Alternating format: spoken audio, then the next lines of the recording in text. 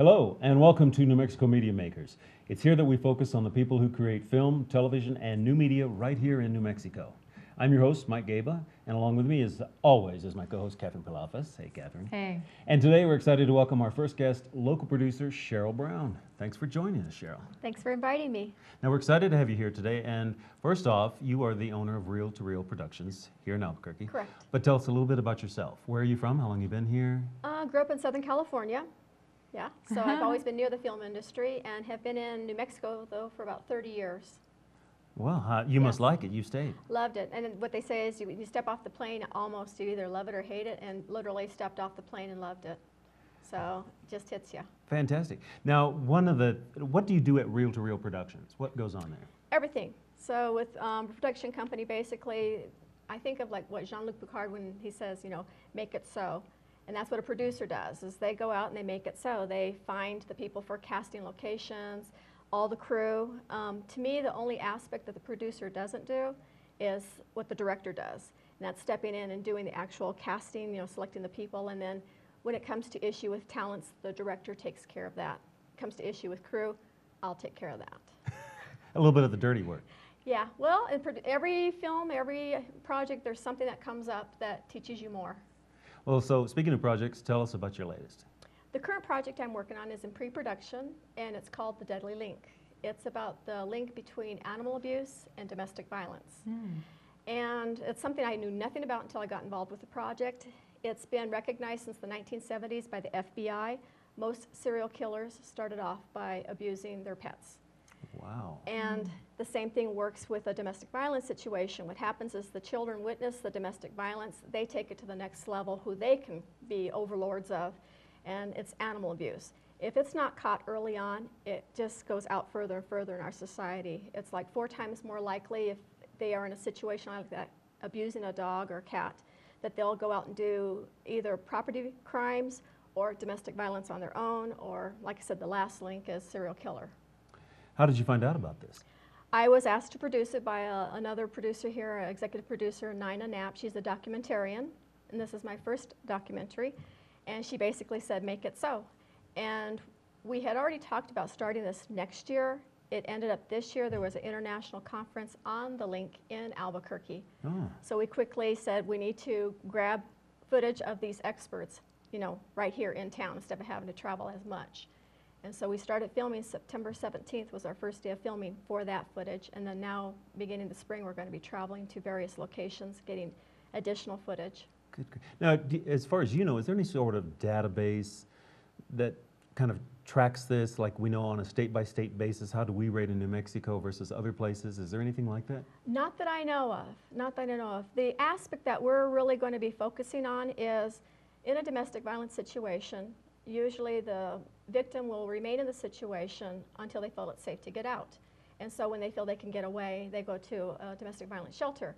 Unfortunately, if they have any pets, most shelters do not take the pets. So they stay in and they will keep suffering the consequences because they know if they leave and can't take their pet is going to be the victim. Wow.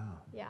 So it's a very unaddressed subject because I wasn't aware of that at all, the link, the tie that's in there. Yeah, and it's actually, the link is trademarked, so that's why we're called the Deadly Link, because we can't use that trademark for this identified situation. Wow. So speaking of the Deadly Link, you brought us a little bit of a trailer, so let's Sounds good. check it out.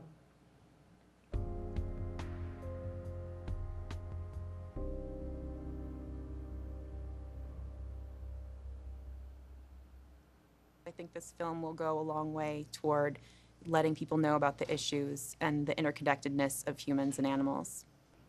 I think that a film focusing on animal abuse, this documentary, is extremely important in that it brings out this to all people, not just a specific group of people, but it makes it understanding to all of society that this kind of abuse affects everyone.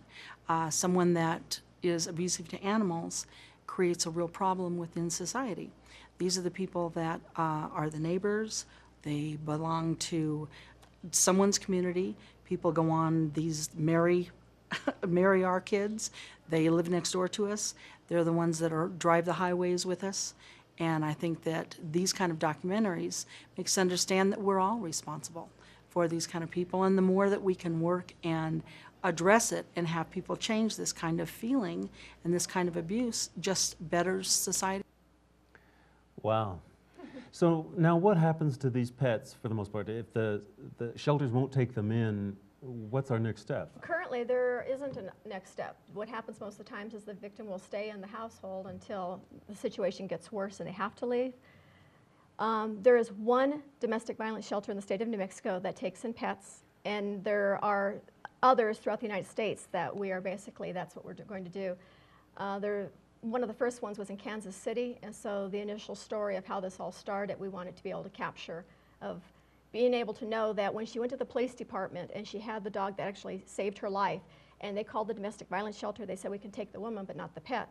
And she says, then I can't go. And they said, well, we'll take the pet, a Great Dane. Well, now if you go to that domestic violence shelter's website, it says how many women saved, how many children, and how many pets. Oh, fantastic. Yeah, and so it's a concept that began out of Washington, D.C., and they actually have a format of how you can do this in a domestic violence shelter. There's like the level of in the room with the victim, in a kennel, in different levels, and teaching shelters how they can go about doing this and helping people get out of these situations. In your documentary, what would you like it to accomplish? More awareness for this particular cause? And maybe, what, could you Actually, expand on that? I'd like to take it back a step. The awareness, of course, of the shelters being able to provide this to victims. But the step I like is taking it back to the very beginning, and I think of it as the canary in the coal mine.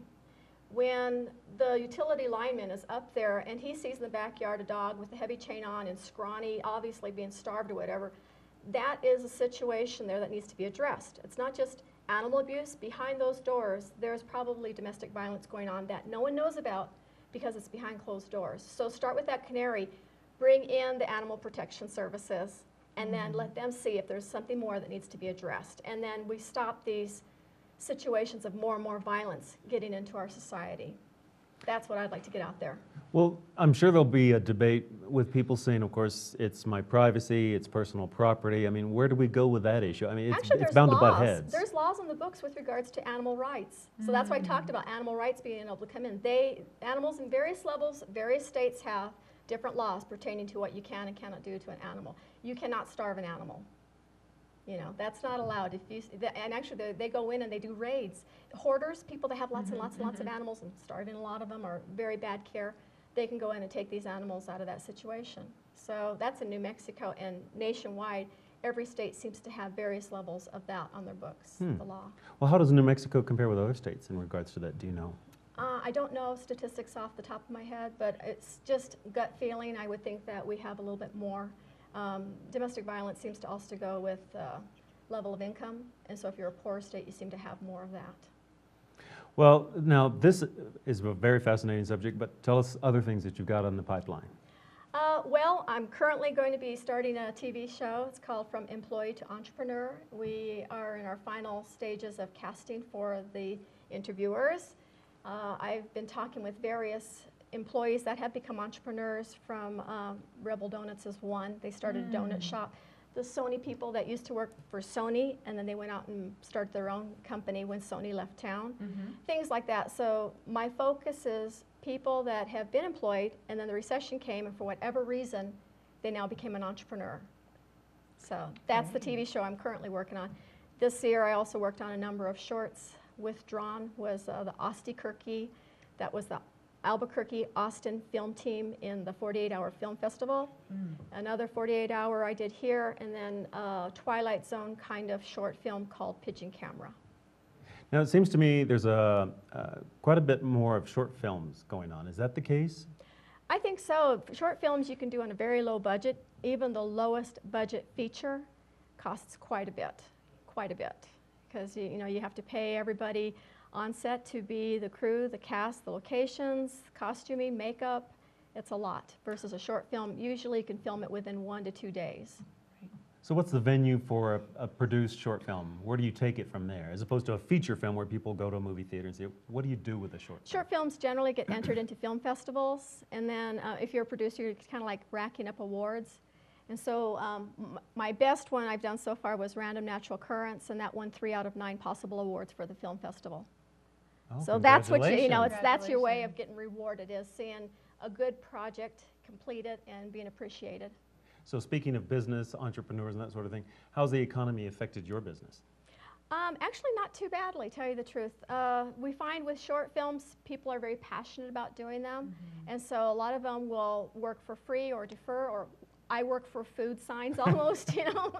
We do keep them fed on set, and they just enjoy doing it. So the short films, like I said, is a very inexpensive route. And how about commercial work? Do you do that sort of thing too? No, I've done a couple of spec commercials, and I actually find them quite fun because you only have 30 seconds in which to pack in a narrative. And my favorite one I did was 3 years ago. We actually had probably about 10 professional dancers inside of a dorm room, and they did a choreographed dance thing, and it was quite fun. Yeah. Wow. Well, unfortunately, we've got to dance away now to a break.